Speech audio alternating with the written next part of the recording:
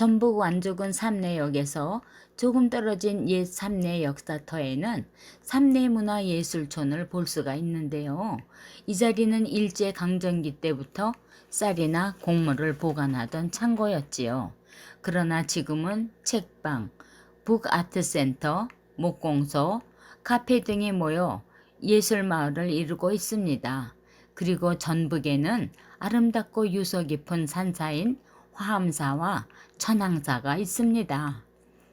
먼저 쓸모없이 잊혀져가는 역사의 현장을 가치 있는 문화의 자원으로 활용하여 예술단지로 승화시킨 삼례문화예술촌을 찾아봅니다.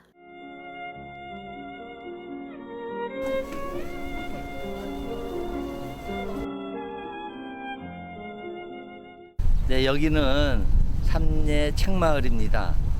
뒤로 보이시는 건물이 일제시대 때 쌀창고였던 것을 지금은 책창고로 만들어 놨습니다. 그래서 저 안에는 책박물관, 고서점, 헌책방, 카페 등이 있습니다. 책박물관에는 책 문화에 관한 자료를 발굴, 수집, 전시, 보관함으로써 책에 대한 인식과 소중함을 일깨워 국민 정신문화의 산 교육장으로 만들고자 하는 취지로 설립되었는데요. 근대 시대의 교과서와 함께 전 숭여자대학교 교수였던 김정화백의 작품, 그리고 송광영의 만화일기, 101점 등 역사적으로 가치를 지닌 유물이 보관되어 있습니다.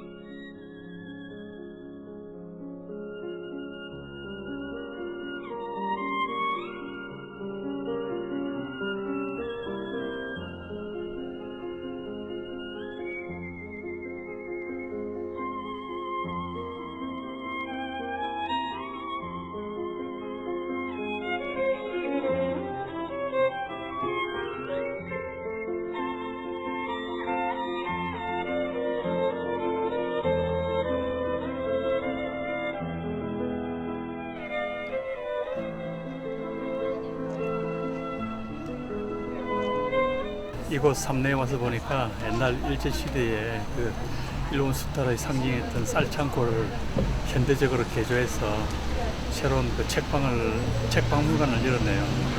그런데 책이 박물관의 소재가 될 수 있다는 게 좀 신기하기도 하고, 막상 와서 보니까 온갖 소재의 책이 다 들어있습니다. 참 수고 많이 하셨네요, 관장님. 일제강점기에 곡물 수탈의 도구로 사용되었던 쌀 창고가 삼내 주민들의 기발한 착안으로 책 박물관으로 변신한 모습에 감동된 사람들은 저마다 추억 만들기에 여념이 없네요. 하나, 둘, 셋. 네, 됐습니다. 네. 사진 찍으러 가겠습니다. 자, 식사합시다.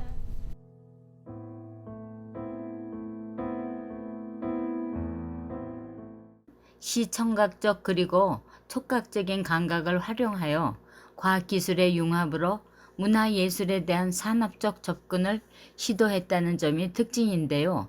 그 창의성이 돋보이고 있어 즐거움을 더해줍니다.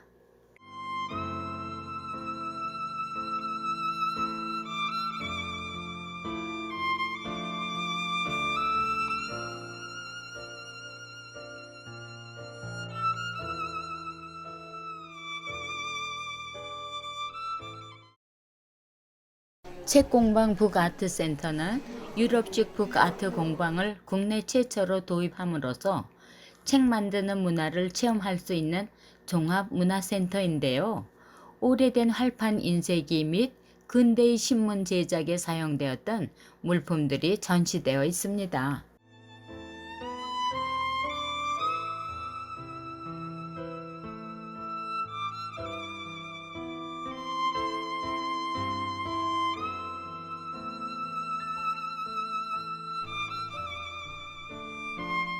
김상림 목공소에는 전통 가구에 스며 있는 간결한 선과 면 분할의 비례감을 재해석하여 현대의 주거 공간에 어울릴 수 있는 우리 전통의 목가구를 볼 수 있는 것이 특징이라고 합니다. 특히 김상림 목공소의 미감과 철학은 우리 선조들의 정신을 엿볼 수 있는 기회가 될 것입니다.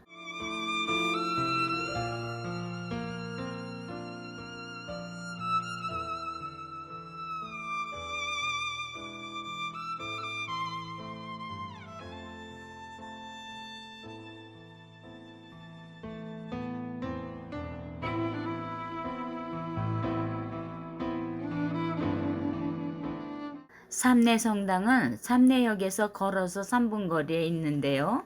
1936년 건립되었으며 지금의 건물은 1955년 8월에 완공되었다고 합니다. 건축 면적은 약 400제곱미터의 지상 1층 규모로 높은 종탑 좌우측에 팔각 첨탑이 설치되어 있고 출구가 모두 아치형으로 만들어져 장식 처리가 뛰어난 건물입니다.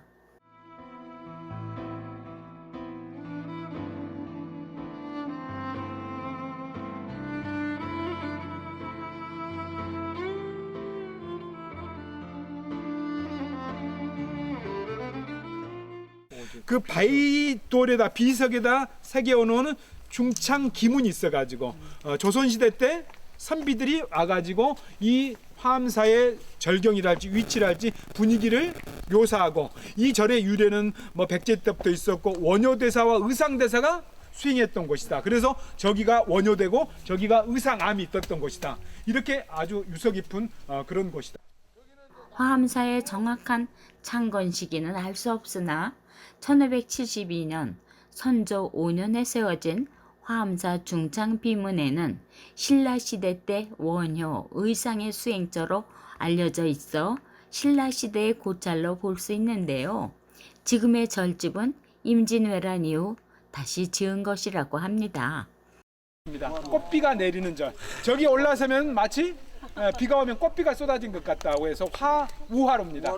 그래서 이게 일반 대중을 위한 포교 사찰이 아니라 그야말로 고립된 수도원과 같은 기능을 했었던 사찰이었다고 하는 것을 전체적인 위치하고 건축적인 느낌에서 우리가 금방 알아차릴 수가 있는 것이죠.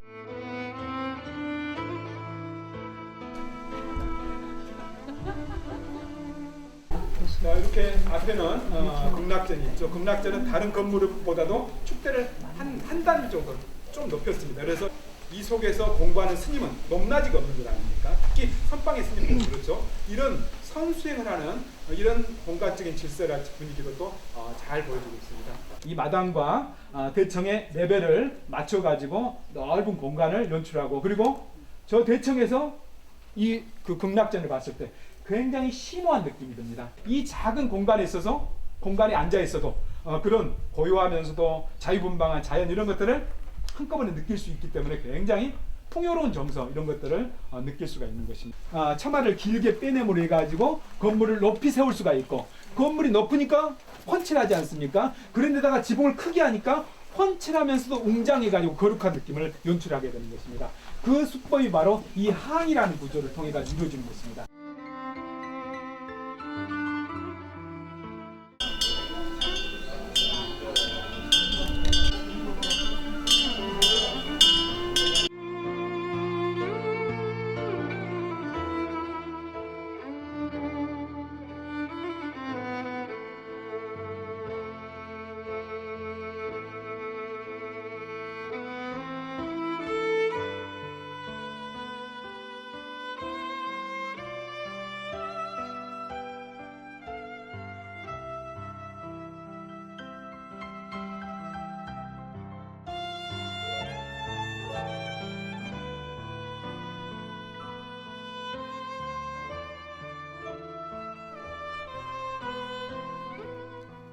천황사는 875년 신라 현건왕 1년에 무염국사가 숭암사라는 이름으로 창건하였으며 조선시대에 와서 병암 각성스님이 의순군을 이끌고 왜군과 맞서다가 남은 철백여 명과 함께 승군을 해체한 장소이기도 합니다.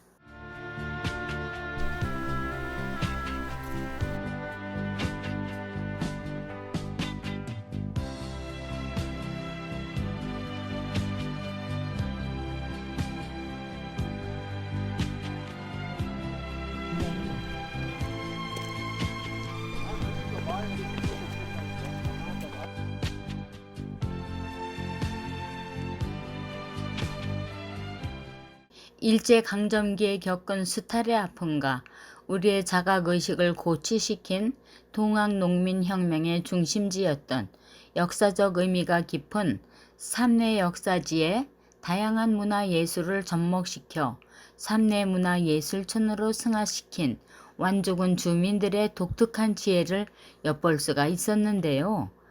이와 같은 창조적이고 생산적인 아이디어가 많은 사람들에게 본보기가 되었으면 하고 생각해 봅니다.